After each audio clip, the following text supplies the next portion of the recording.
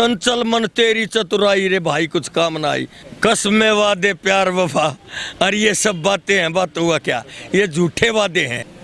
बापू बड़ा ना भैया, सबसे बड़ा रुपया, ये प्राइवेट कैरियर माल है, ये लुप्त हो जाएगा।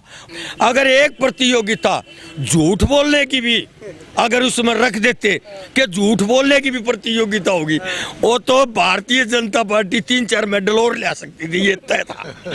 नमस्कार, स्वागत आपका के हरियाणा पे। मैं हूं आपके साथ रमेश जाखड़ और इस वक्त मैं जमाल में मौजूद हूं। और जमाल में जो है आपको बता दूं कि पूर्व विधायक नरेश शर्मा, जो कि अपने भाषणों के कारण काफ़ी चर्चा में रहे हैं, और इनकी तुलना जो है वो लगातार पूर्व विधायक भरसिंह बेनीवाल से भी लगातार की जा रही है। तो यहाँ पे मैं आपको बताऊं कि इनेलो के खेमे में यहाँ पे तमाम लोग बैठे हुए हैं। कैमरा सहयोगी से गुजारिश करूँगा कि एक बार आपको ये दिखाए। इसके बाद जो है वो मैं आपको तस्वीरें दिखाऊँगा कि यहाँ पे अलग अलग पार्टियों के जो पोलिंग बूथ जो बनाए गए हैं या पोलिंग टेंट जो लगाए गए हैं, उनमें किस तरह की चहल पहल है, किस तरह के हालात हैं, किस तरह का माहौल है। तो यहाँ पे आपको मैं और बताना चाहूँगा कि जो नैना चौटाला के सामने बाडरा से जो चुनाव लड़ चुके प्रत्याशी इंडियन नेशनल लोकदल के, वो भी हमारे साथ मौजूद हैं। इन तमाम लोगों से बातचीत करेंगे।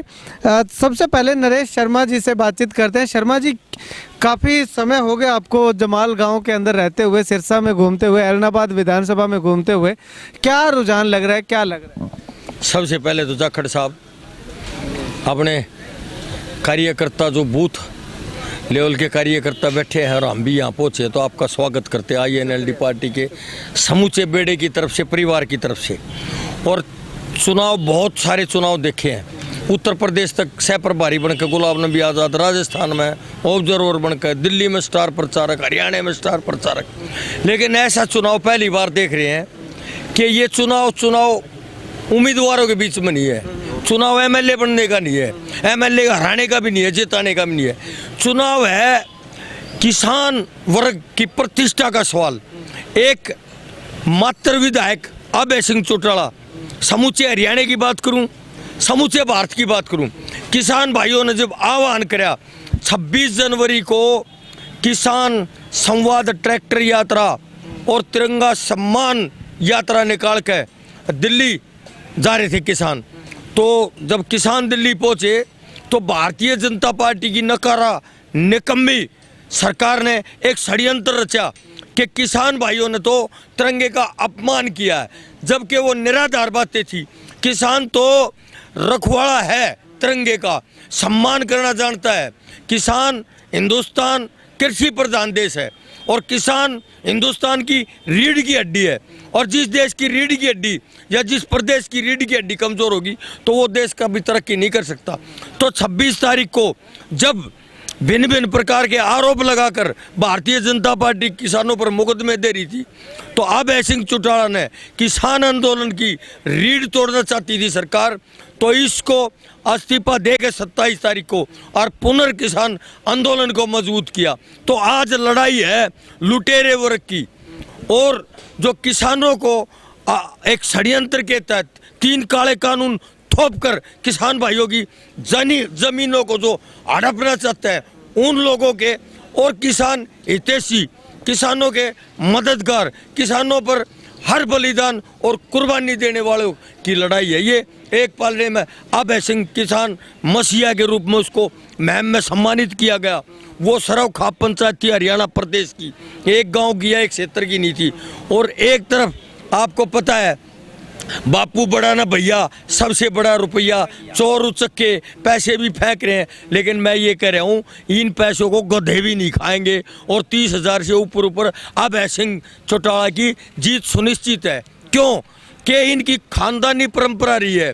जब जब किसान पर, मजदूर पर, अल्पसंख्यक पर, गरीबी रेखा से जो नीचे के मेरे भाई हैं उन पर मुसीबत आई और उनके हित सुरक्षित नहीं दिखाई दिए, तो चौधरी देवीलाल जी तुरंत प्रभाव से अपने पद को और कुर्सी को ठोकर मार के त्याग करके और उस जो भारत का जो उन्नति और तरक्की का रास्ते पर ले जाने वाला वर्ग है, किसान वर्ग है चाहे मजदूर वर्ग है, उनके साथ खड़ी हो जाते थे और उनकी आवाज़ बुलंद करते थे, उनकी आवाज़ में आवाज़ सुर में सुर मिला के और हर सरकार को झुकाने का काम करते थे, नाक रगड़वाने का काम करते थे। अभी आपने कहा कि इन पैसों को गधे भी नहीं खाते, इनके पैसों को, लेकिन गधे तो किसी के भी पैसे को नहीं खाते। नहीं, इनके को बिल्कुल नहीं खाएंगे।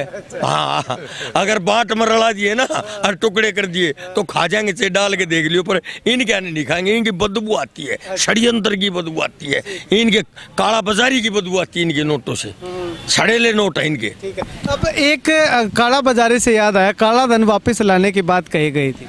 नहीं, ये तो जुमले थे, वो तो उनके नेताओं ने कह दिया था कि ये तो चुनावी जुमले थे।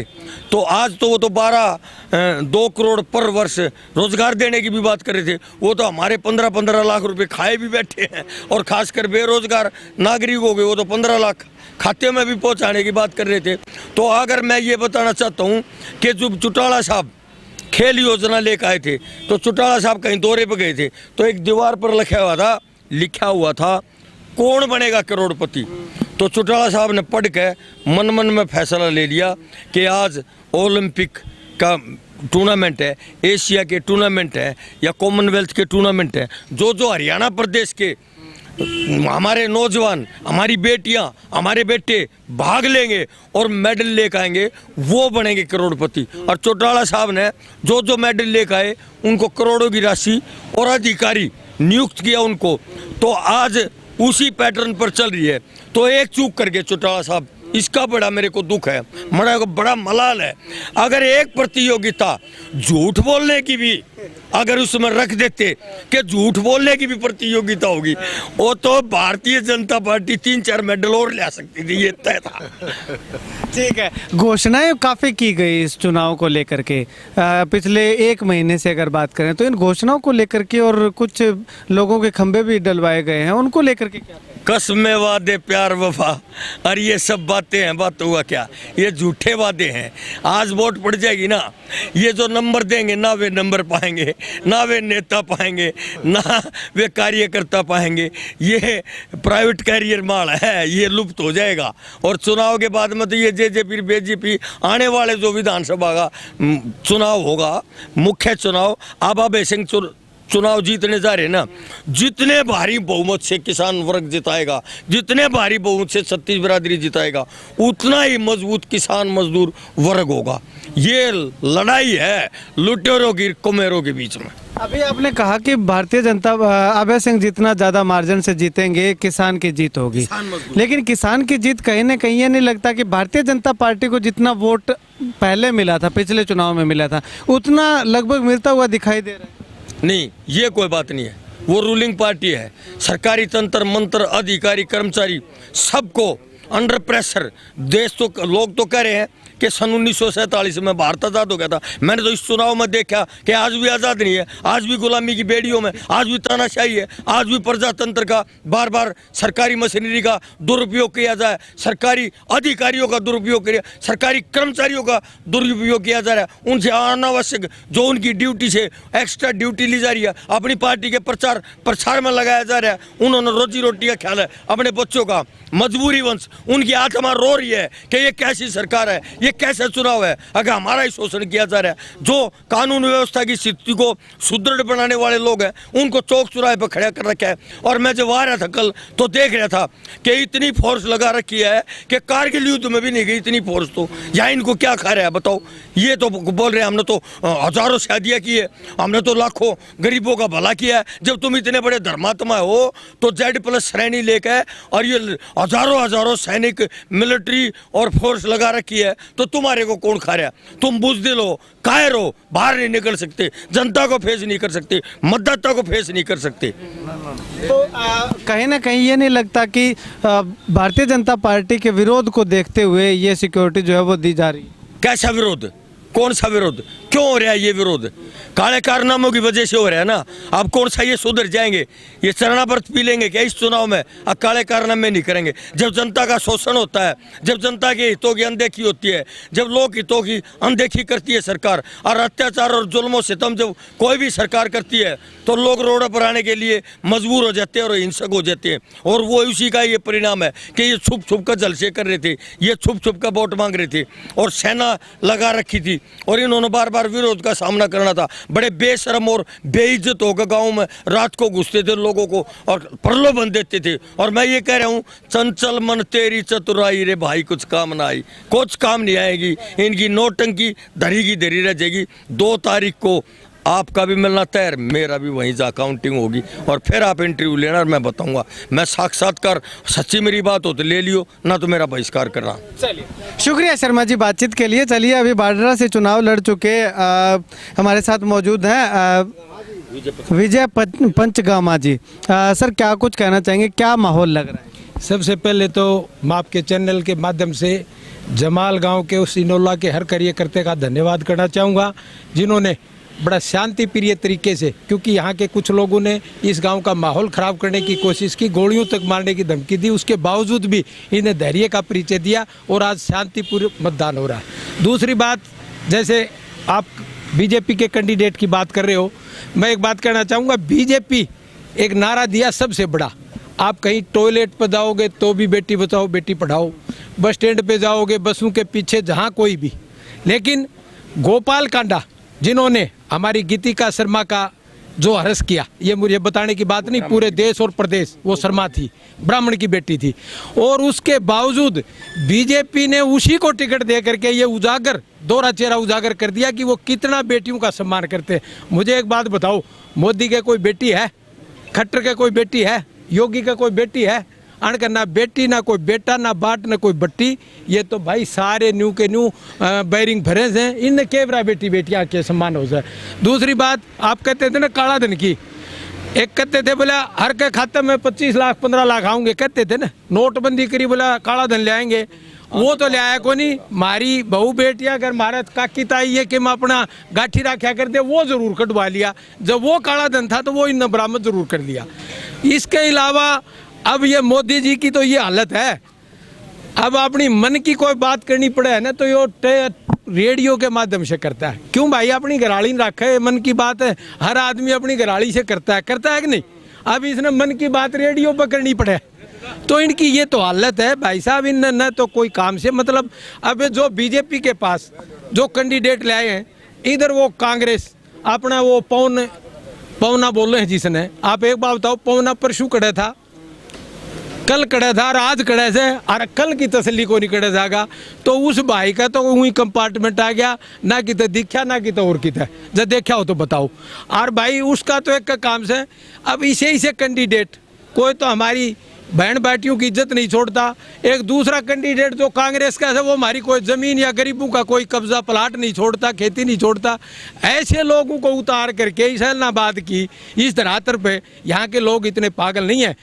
केवल और केवल अभय सिंह चौटाला एक ऐसा उम्मीदवार है जिन्होंने किसानों के लिए रघुकुल रीत सदा चली आई, प्राण जाए पर वचन न जाए, चौधरी देवलाल के पद चुनों पर चलते हुए किसानों ने एक प्रस्ताव रखा था। हम हजारों की संख्या में हम वहाँ पहुँचे थे। उन्होंने संयुक्त मोर्चा की तरफ से एक प्रस्ताव रखा, भाई चौधरी देवलाल तो पहले किसान थे, फिर कोई राजनीतिक थे, आप उन्हीं के वंशज के हो। चौधरी अभय सिंह चौटाला जी इलाहाबाद की जनता के बीच में आया और लोग उसे पूछी, भाई ऐसे ऐसे मांग है, पलट करके 26 तारीख तक का टाइम दिया, या तो 26 तक काले कानून वापस ले लेना, ना 27 तारीख को इस्तीफा दे दूंगा। 27 तारीख को जो जबान के धनी है चौधरी अभय सिंह चौटाला ने इस्तीफा दे करके किसानों के बीच में जा बैठा। आज का जो चुनाव है ये कोई पार्टियों का चुनाव नहीं है, ये किसान की, ये और गरीब की, मजदूर की लड़ाई। अभी आपने कब्जे का जिक्र किया कि कांग्रेस प्रत्याशी जो है वो कब्जा करते हैं और भारतीय जनता पार्टी के नेता जो है वो अगर बात करें तो उनका कैरेक्टर सही नहीं है। कब्जे की बात से कहीं ना कहीं इनेलो पे भी सवाल उठाए जा रहे हैं। पवन बेनीवाल लगातार कह रहे हैं कि अगर उन्होंने कब्जे किए हैं तो उनका कब्जे करवाने का सरदार तो अभय सिंह चौटाला ही है। उनकी बिल्ली उन्नन में आऊ पवन को पली बेरो के क्या हालत थी, पाटो सो कुड़तोर सारा मेरी कहने की बात को नहीं हो, जमाल गाँव और इलाहाबाद है भी को कोई ब्यूत हो के गाँव में मेमरी को भी और आज वो जो है ना उनका भाई साहब ने कही दिन ये जो गामा मांड है यो सारो सिस्टम ही अपनू है। तो मैंने न्यू बताओ आज जो पवनू सही न्यू तो ले कोई कि मैं कह दो, लेकिन ऑन रिकॉर्ड पे उसकी जितनी शिकायतें दर्ज हैं और उन्होंने जो पैसा कमाया वो अभय चौटाला के साथ रह करके ही कमाया। नहीं साथ रह करके कम। अच्छा एक बात बताओ, मैं आपके साथ ये फोटोग्राफर है, अब ये आपके बाद में जाने के बाद ये क्या करे आपको थोड़ा ही पता है। और जब उसके सारे पब्लिक ने उसके उजागर करे उसके बाद तो वो रुका ही नहीं वहाँ, उसके बाद तो भगा दिया वहाँ से उसको। अब भागने के बाद जो है ना वो कुछ भी करे, लेकिन ये इलाहाबाद की जनता जानती है। ठीक, चलिए अंकल जी इस बार क्या सोच करके लोग वोट डालने जा रहे हैं? आपके मीडिया ने जब भी आपके ग्रामीणों से इंटरव्यू लेते हो कि बिल्लू को वोट क्यों दे रहे हो, सबसे पहला सवाल होता है ये बिल्लू अच्छो क्यों है। माने पूछोगे जमाल में मतलब चौधरी देवीलाल को परिवार को माने अच्छो क्यों लगा है, मैं वोट क्यों दिया, भी दूसरी पार्टियां में वोट क्यों कौन दिया। सन 1947 के अंदर देश आज़ाद हुआ। सन 1947 से पहले जमाल में 5 प्राइमरी स्कूल था, 5 का, और लुदेसर में 5 का था। सारे 4500 में एक स्कूल मिडल था चाराड़वाड़ में। और 8 साल बाद में हमारे बुजुर्गों ने, हमारे दादाओं ने उनको कहा कि चोर साहब हम सदा रहे हैं, आपके साथ गए हैं, हमारे को तो कुछ दो, कि ऐसा तोहफा दूंगा जो याद रखोगे। चौधरी देवीलाल ने 1955 में जमाल को हाई स्कूल दिया प्राइमरी से, और ऐसा दिया कि बिल्डिंग ही नहीं थी। 9वीं और 10वीं के सारे बच्चे हमारे पेड़ों के तले पढ़ते थे, इससे ज़्यादा क्या देगा। दूसरा बात, जमाल को जमींदारों को जीवन देने के लिए ओम प्रकाश चौटाला ने घग्गर नाली का पानी के लिए नारियल फोड़ा, मतलब उद्घाटन करा।